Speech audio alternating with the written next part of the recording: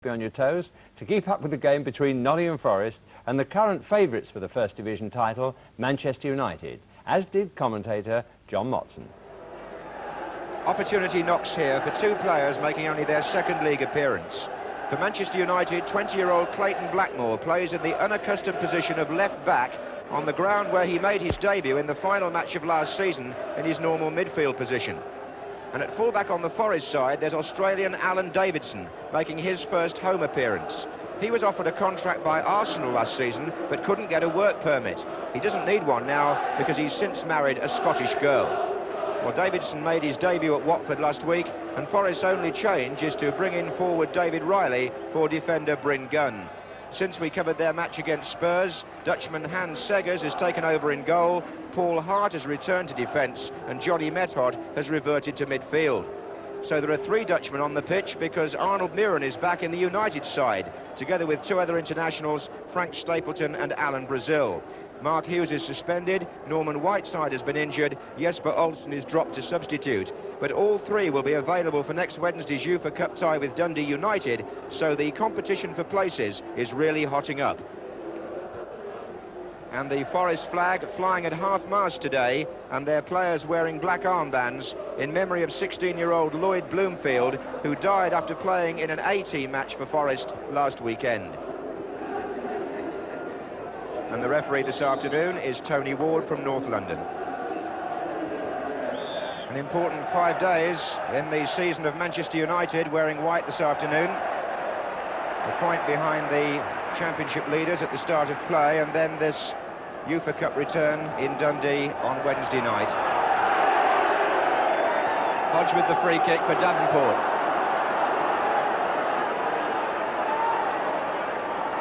And Hodge again. Well, Steve Hodge was rumoured to be unsettled a few weeks ago, and Ron Atkinson, the Manchester United manager, made an offer for him of £250,000, which was turned down. And there are two the other way for United. One of them is Alan Brazil, and if he'd caught that well, it would have completed what was a fine move. Swift attacking play by Manchester United, and Gordon Strachan right in the centre of it.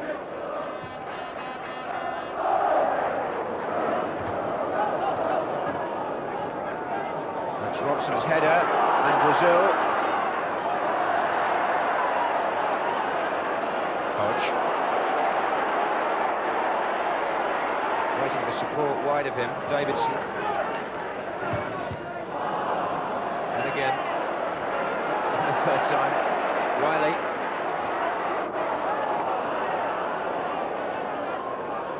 Good determination there by the Australian.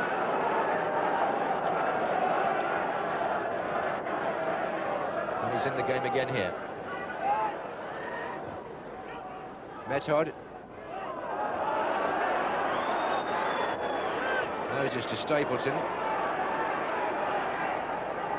Well, Brazil's in the centre, and they might get him through here. Beautiful ball, and Brazil brought down by the goalkeeper, penalty. Well, first things first, a lovely ball from Frank Stapleton that split the defence. Alan Brazil, I thought, might have overrun it slightly. Might be a bit hard on him. He was going round the keeper when the apparent contact was made, and referee Tony Ward awarded a penalty, and Gordon Strachan, who missed his last penalty for Manchester United but has scored all the others, aims to improve his record against the man who gave it away. And he does, right in the corner. Gordon Strachan with a career penalty record now of 54 successful attempts out of 60. Manchester United supporters applaud the goal after 14 minutes, and Hans Seggers gave away the penalty and had no chance of saving it.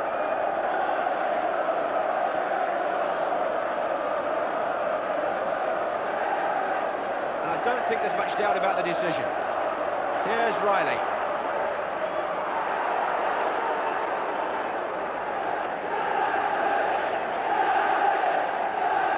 Well, Forest have now got a free kick almost immediately.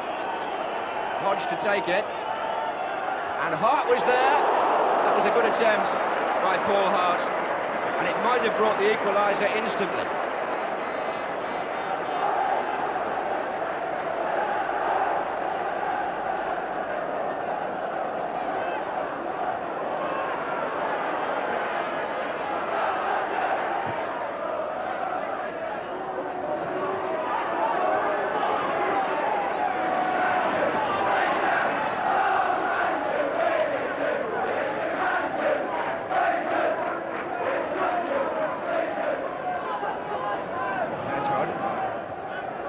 Mills. He just wanted a bit too long, Metard. Indeed, that's been the feature of the opening period as far as he's concerned.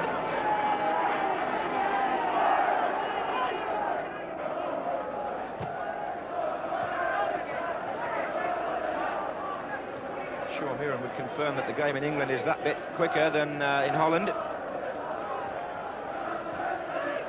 Metard again, and again he can't get the pass through. Muren can, though. Strachan. Now again, Duxbury's going up on the right. Strachan's found Robson. Manchester United taking the direct approach. Really good through ball by Strachan.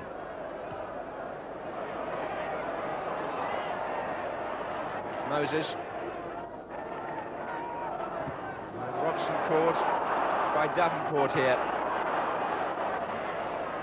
Johnny Metard. And his passing in the first half well below its normal standard. And that's one of the reasons Forest is struggling. This is Strachan. And that's not all that good either. Davidson. Neither's that. Mistakes following one another here from both sides.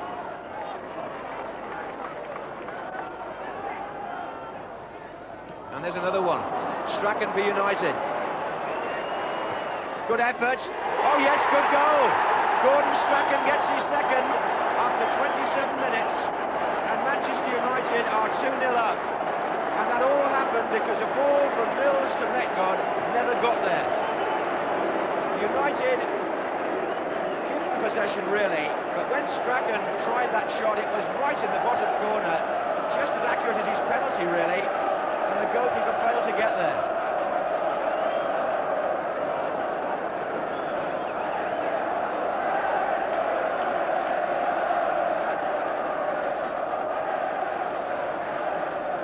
Now, just bear in mind that a couple of weeks ago on Match of the Day, Manchester United led 2-0 at Roker Park, and Sunderland came back and beat them 3-2. So we're poised here for what should prove an interesting afternoon.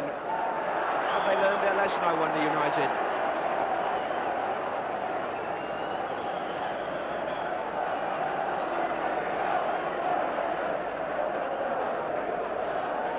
Remy Moses, the player spoken to. Sunderland on that occasion got a goal back very quickly, and that's what Forest badly need here. Davenport.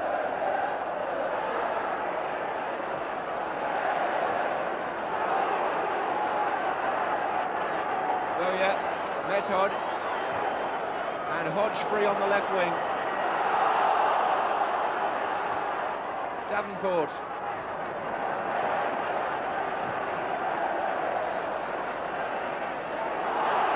Fairclough away from Brazil. Oh, mistake by Moses. Davenport, McQueen in the way. Well, this is extraordinary. The two teams are just giving the ball away with abandon. By First Division standards, the game, for just about 5 or 6 minutes, is almost at Sunday League level. And Robson's made a run from the centre of the field here, trying to latch onto Brazil's header, but instead it's Bowyer for Forest. Davenport, and now they've got 6 forward. Mills.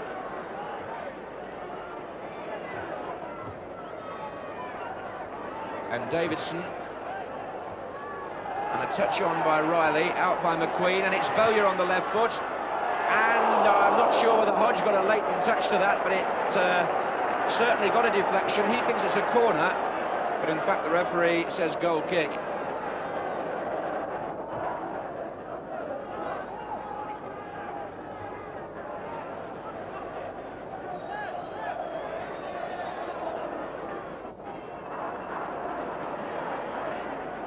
Duxbury and Brazil. Moses, Strachan.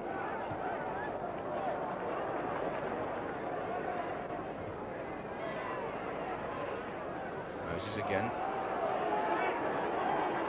McGrath. Chest of Stapleton, nicely done. Hart coming across.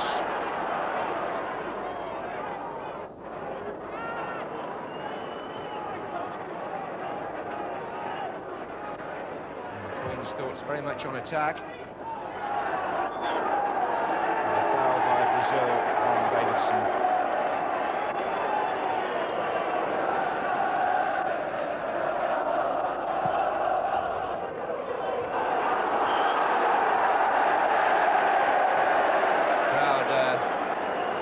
Applauding the fact that this free kick has gone to Forest.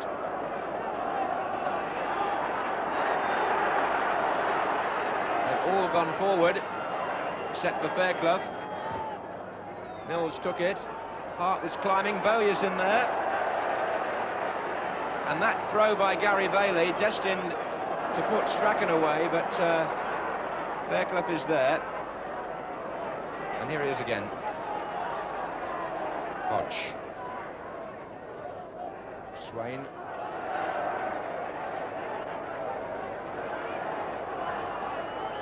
Neshod.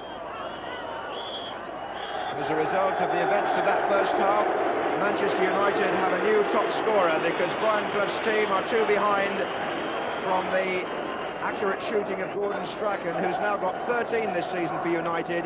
8 of them, including one today, have been penalties, and he's given his side a healthy situation to talk about in their dressing room at half-time.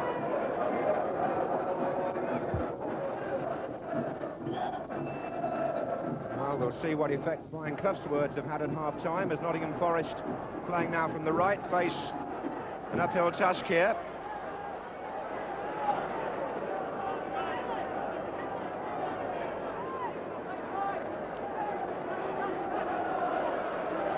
And Nottingham Forest bench on the extreme right, almost hidden. We'll just catch sight of Gary Birtles, who's played for both these clubs and has been out of action all season with a back injury. I'm pleased to say he's now back in training, hopes to play at Christmas, just scratching his ear there.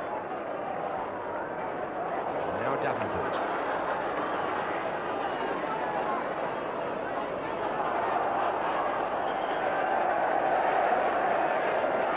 Mills. Bowyer's in the centre here for Forest, and Swain is joining the attack. Bowyer couldn't make it. Shot by Riley. Wide.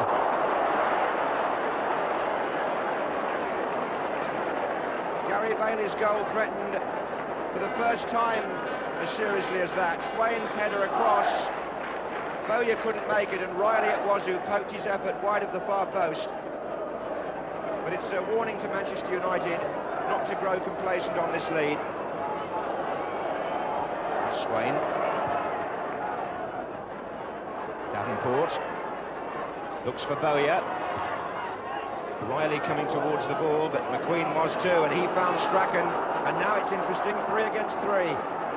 Stapleton's made his run to take away one defender, but Swain caught Strachan. So it's Mills for Forest.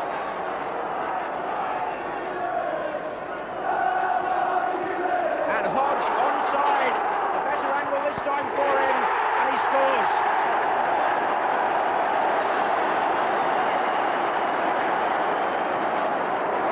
Forest get one back. Manchester United caught square, and the linesman quite right. He was onside, and Hodge went on, and he beat Bailey via a post. 63 minutes gone. Nottingham Forest get back to 2-1.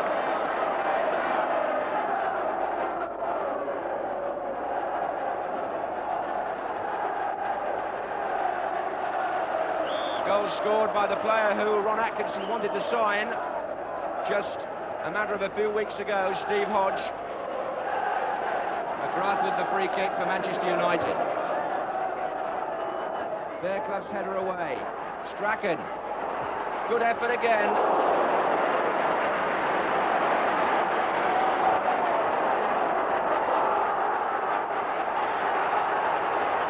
Stapleton. And now Moses. It's come to Strachan. Oh, brilliantly done by Strachan.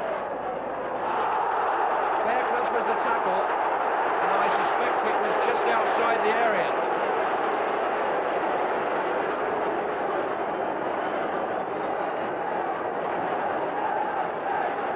More conjuring tricks on the ball from Strachan.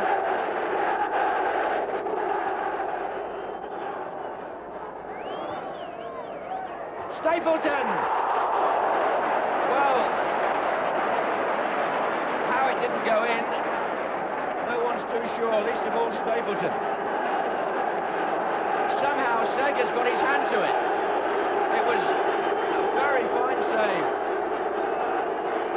Strachan with the corner. And a punch out, McGrath this is. And that's going to be a goal kick. Well, the referee says that anyway.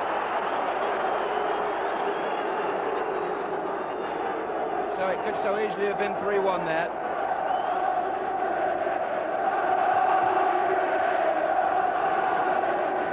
McQueen's header. Now Davidson's now joined the Forest attack on the right. And there are 4 waiting for a cross here. Mills. In fact, there are 6 in there now. Davenport. And Riley. Only half cleared. Mills. Goal!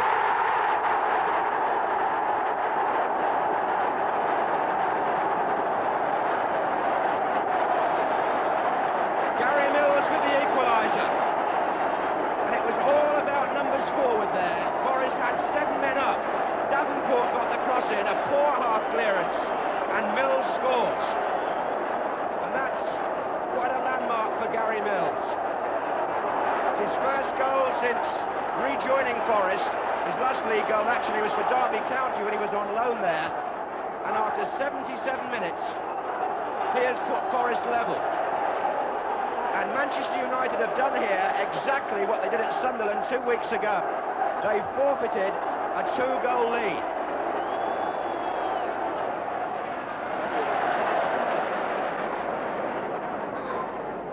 Stayed forward here, although the play's well away from him for the moment. It's a goal kick, and we move into the last minute of normal time with the score 2-2. McQueen makes his way back now.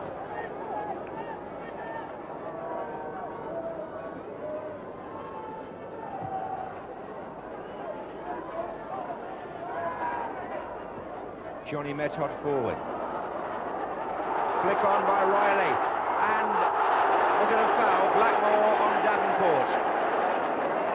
Just outside the area in the very last minute.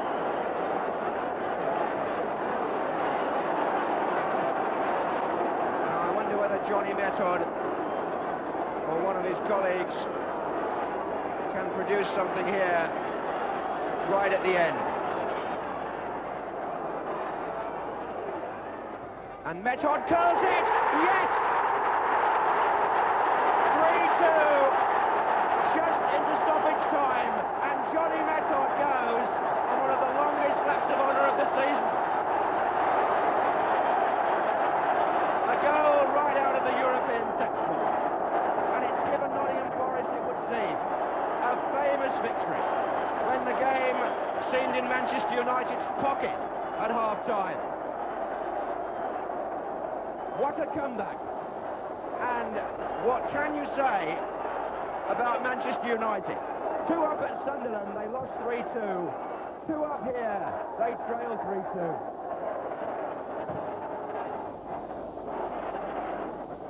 Johnny Method with a moment of magic. And it was enough to win the match for Forest and the 3 points. And what a turnaround at the City ground. Gordon Strachan put his side 2 goals up, but Forest launched their recovery through Steve Hodge, through Gary Mills, and then in the very last seconds through Johnny Method. Just how unpredictable Canon League football can be. Well, it was a splendid hour and a half century. 10-3, and for little Dagenham of the Gola League, the moment of truth as they prepare to do battle with 4th Division Peterborough. But for midfielder Steve Scott, match day begins with work of a different kind, helping his father in the family haulage firm. I work near enough every Saturday, so it's just a normal day for me. And I expect him to work every Saturday. Once he gets a full-time living from football, then he can pack up. Away from football, Les Whitten, elder brother of West Ham Steve, is an electrician, and all the jokes about being a real live wire were exhausted when he scored the winner which dispatched Lou Macari Swindon in the last round. Another famous name, John Weil, is the manager of Dagenham's second-round opponents. John, a veteran of 2 losing cup semi-finals, which included a famous collision that brought a new dimension to the saying, blood, sweat and tears. It looked horrific when I saw the pictures after, and probably had I been able to see myself at the time, I would have come off a bit earlier.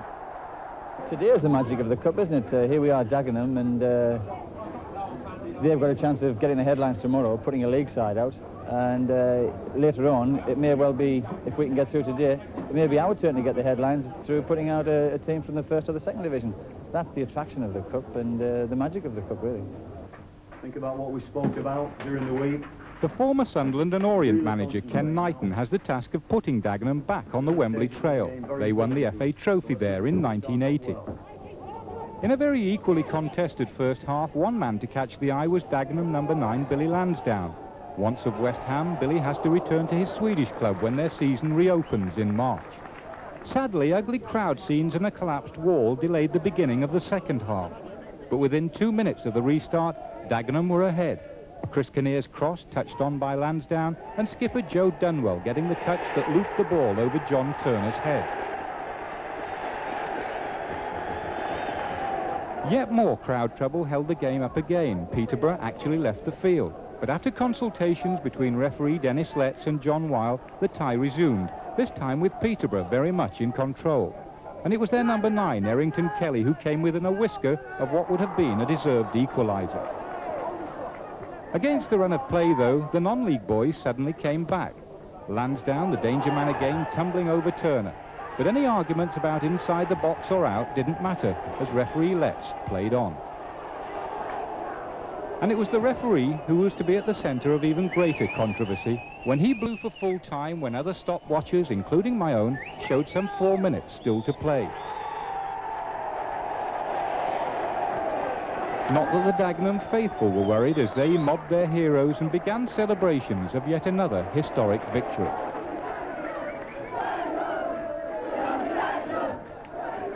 Inside the dressing room, the champagne was having an immediate effect. For all, that is, but the hero of the hour, Joe Dunwell.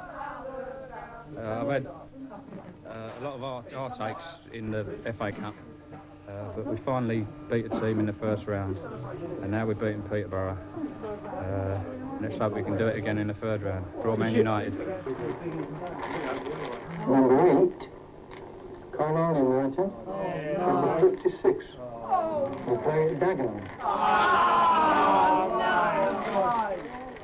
Kenny, the reaction from the lads there really says it all, doesn't it?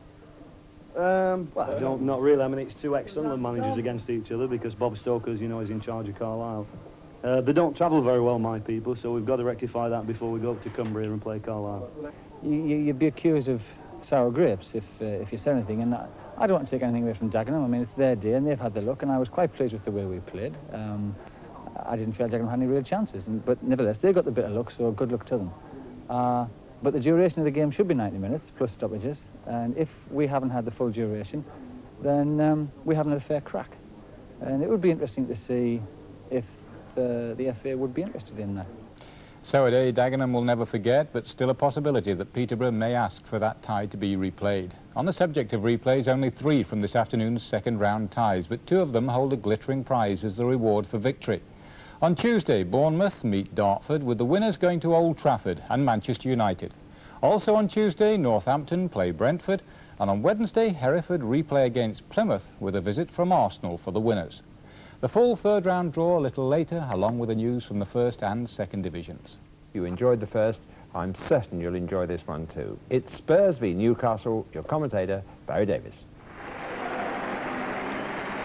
One Saturday fixture doesn't decide a season, but when it falls between Milk Cup hopes turned sour and a tricky second leg in Europe against Bohemians Prague, its importance to Spurs is probably rather greater than just the 3 points available. Garth Crooks gets another chance in the starting lineup in the absence through injury of Clive Allen, and with Tony Galvin fit again, the side has a much more balanced look about it.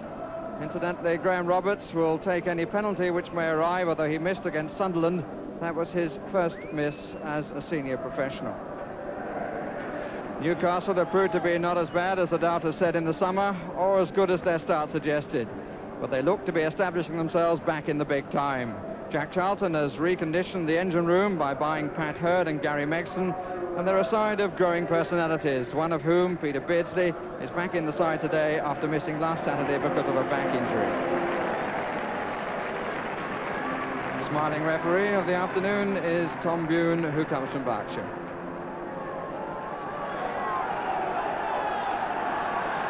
So in the mad, hectic world of modern football in this country, this is Tottenham's 28th fixture of the season. First touch for Gary Megson.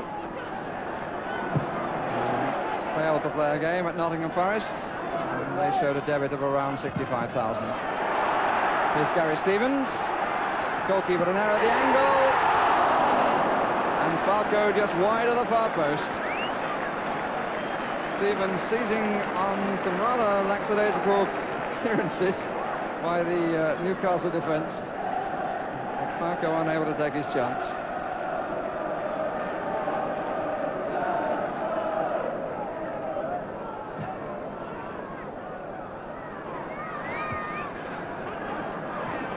Hold on the query. Saunders away. Beardsley.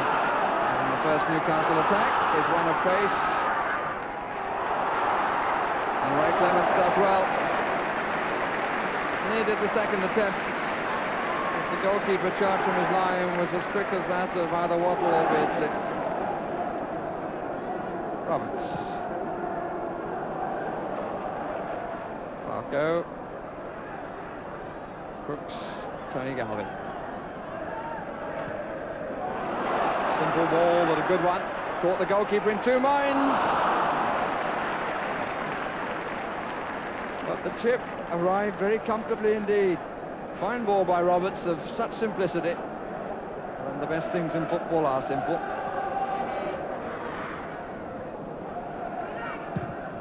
Saunders. And Waddle is on the end of it. Just didn't really get hold of the shot.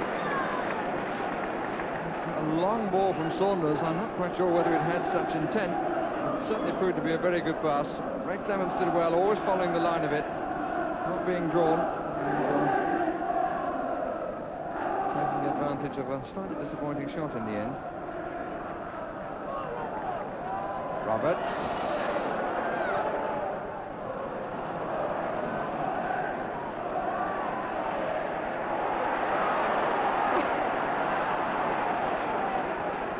Need to be quite so flamboyant. Here's Saunders. Beardsley. Space for Hurd. Fine ball by Beardsley. Waddle far side. Wharton in the middle. And it's gone in. Off the line by Perryman. And play continues. Steve Perryman, the captain who saved Tottenham after Wharton's flick had eluded Ray Clements. Here's Crooks for Tottenham, to Huddle, to Crooks. Shoulder to shoulder, no doubt about that. Perryman did really very, very well to get back and cover. It was a fine move by Newcastle, started way back at Malcolm Brown. Wharton was in there, and it seemed that he'd beaten Clements, and indeed he had, and up popped Steve Perryman to flick the ball off the line. Roberts.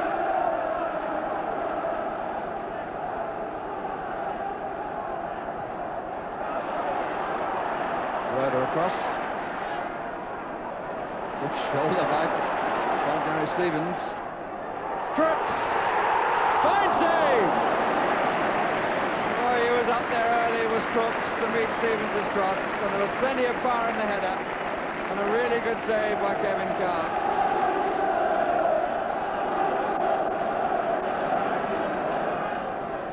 Hoddle's corner. Roberts. Stevens! And again! Cleared from some distance by the right-hand post from his viewpoint. Carr suddenly appeared to make that look almost comfortable. Stevens involved in so much. Roberts. The free kick is in Tottenham's favour. Roberts determined charge through. It's a nasty cut on the eye for Kenny Wharton. But the free kick has been given against Kenny Wharton. And he leaves for the dressing room. Just over a minute of the half remaining. And Newcastle to play with 10 men for the remainder of the half. On by Roberts. Crooks trying to pick the corner.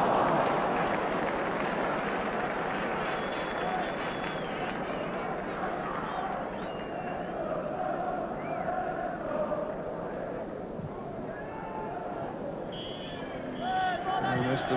Bune brings to an end a half which certainly had its goalmouth incidents. More of them down at Kevin Carr's end. But for all that, a curiously disjointed first period.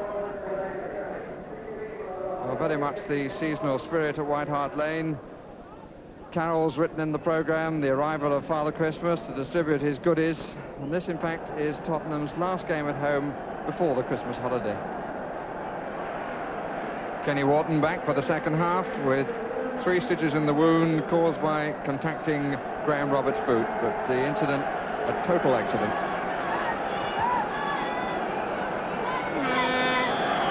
Peter Beardsley gets the match underway again.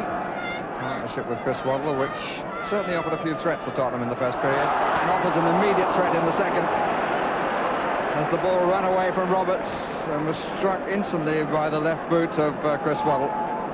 But again, he didn't quite get hold of it, but Clements was well forward.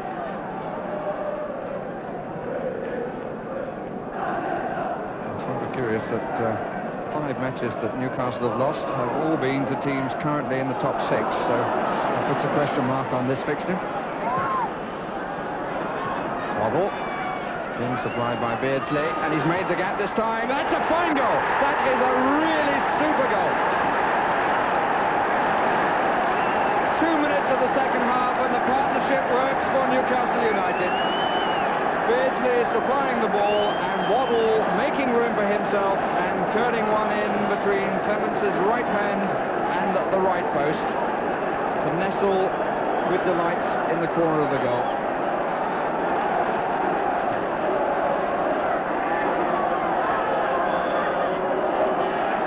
So are Newcastle about to follow where Sunderland trod? Newcastle hadn't taken all 3 points away from home since the opening fixture of the season, which was at Leicester. Tony Galvin.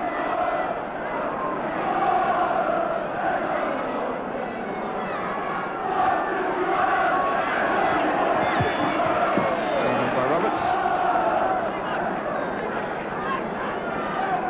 Waddle's 12th goal of the season, his 10th in the Cannon League.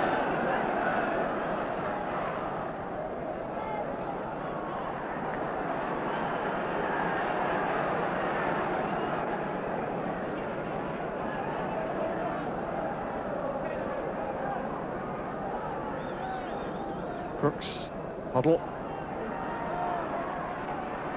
Chidozie, turn of pace, and he was held.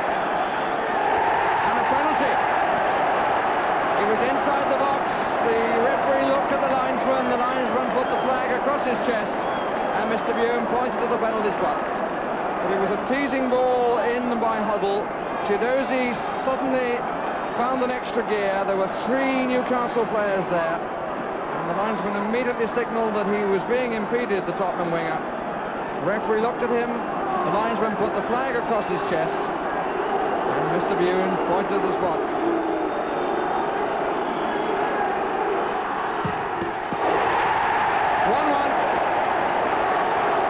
Roberts turns in triumph.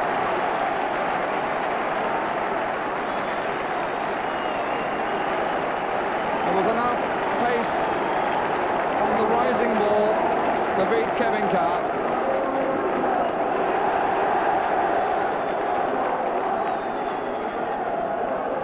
Well, the officials working together to give the award.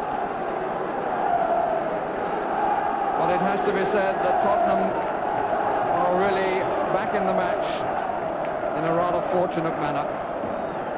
It's not to say the decision was wrong, it was just that impetuosity on the right side that denied Chidozie produced a penalty when the danger was nothing as great as it eventually proved to be.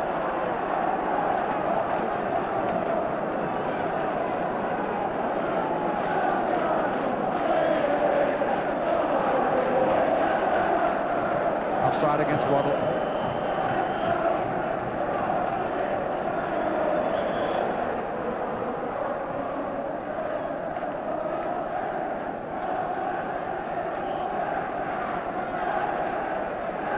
Whatever the final outcome, Roberts has maintained Tottenham's record of scoring in every home match this season.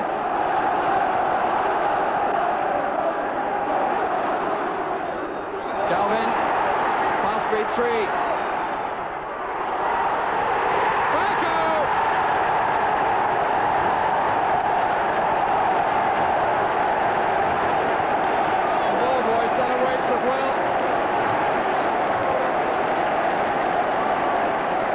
Who started it. It was a good ball that cut out 3. Galvin went to the line and his cross had defenders twisting and turning, and Falco rammed the ball home to put Tottenham in front.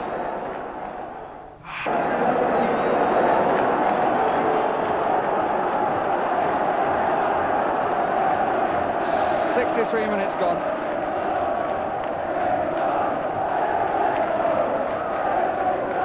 2 goals in 3 minutes, changing the face and the atmosphere of White Hart Lane.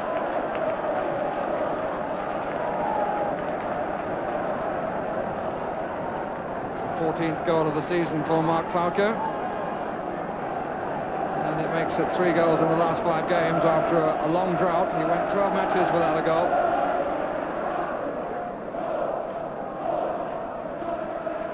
Stevens.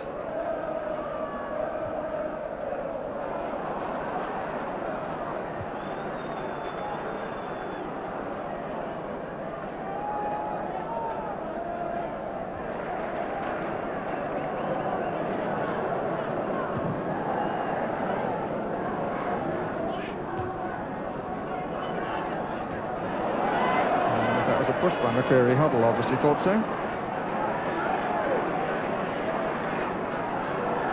Rhoda, that's well swept out to Beardsley.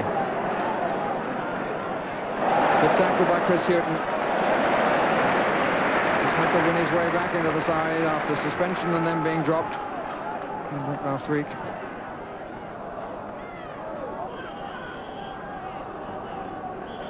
I think that may be a free kick. Yes, it is. Houghton catching the back of Beardsley's ankle. Makes an on. Wharton, fine save! Wharton puts his hand behind the bleeding head. And Clements once more gets up to his feet like a spring and with a smile on his face.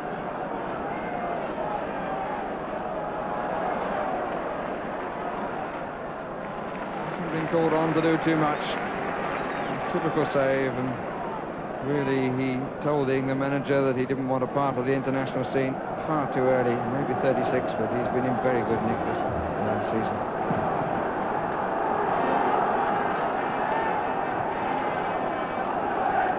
It's a question of time for the odd stoppage now. Not as many as there were in the first half. And here's Chidozie coming in from the position where he was when the whole game was changed. And there's Falco! second. And Tottenham have a 3-1 victory. Score which in truth rather flatters them, but Josie on the right, comfortable cross, and Farko arriving on the near post without Newcastle company makes it 3-1.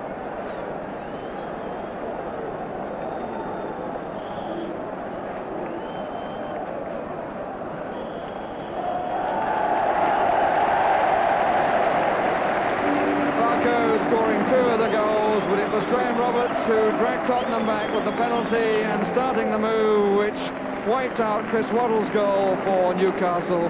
Some sympathy for them. Final score 3-1. Spurs earning the points, but it was Newcastle's determination to attack that impressed me, although Jackie Charlton, whom you may have seen earlier explaining his lifestyle on Wogan, has been accused of being a defensive manager. Well, it wasn't evident in the way Newcastle approached today's game. Both sides attacked and kept the crowd on their toes from beginning to end. Everton, after 6 weeks, are still on top despite dropping more points in a goalless draw at Queen's Park Rangers. Spurs move up 2 places to second, a point behind the leaders, and 1 ahead of Manchester United and Arsenal, who both lost away. United we've seen, while Arsenal went down 1-0 at Southampton, who stay in 5th place. Afterwards, Arsenal manager Don Howe confirmed he'd made a straight cash bid for Southampton's transfer-listed captain Steve Williams and will continue negotiations next week. At the bottom, no real change, although Luton, Ipswich and Leicester all won. Luton's victory over Aston Villa puts them above Coventry, who didn't play today. Ipswich won at Stoke, while Leicester thrashed Sunderland 4-0 at Roker Park after beating Queen's Park Rangers by the same score last Saturday. In the 2nd Division, Oxford United are back on top on goal difference after beating Charlton 5-0. Blackburn, a goal down, scored twice in a minute to beat Sheffield United, while Barnsley came back from 2 down at half-time to draw 3-3 at Wimbledon and move up to 3rd place. Now the draw for the 3rd round of the FA Cup. First out of the hat were Orient of the 3rd Division with a home tie against West Bromwich Albion. Next, a tricky tie for cup holders Everton at 2nd Division Leeds. Telford's reward for a magnificent 4-1 win at Preston today, a home tie against 3rd Division leaders Bradford City. Forest versus Newcastle means Brian Clough against Jack Charlton. There's Dagenham at 2nd Division Carlisle. Then the cup favourites Manchester United against the winners of that Dartford-Bournemouth replay on Tuesday. That's followed by Plymouth or Hereford, who replay on Wednesday, against Arsenal. Moving down the list, another 1st Division match sees Luton at home to Stoke, while Norwich face a hard match at Birmingham. Laurie McMenemy and Southampton take on Sunderland. A little further down, last season's beaten finalists Watford, home to Sheffield United. Bristol Rovers, who beat neighbours City 3-1 today, now have a home tie against Ipswich.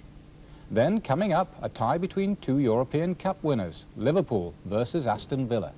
And a really attractive tie at Fratton Park, where 2nd Division Portsmouth take on fellow promotion contenders Blackburn Rovers. Finally, non-league Burton Albion get their reward for winning 2-0 at Aldershot, a home tie against 1st Division Leicester City. Match of the day next week is at 10:10 and will include show jumping from Olympia, the Puissance with its 7-foot wall. On Thursday evening, I shall be jumping at Olympia too, about 2'9". What a week, what a night, and a good one to you.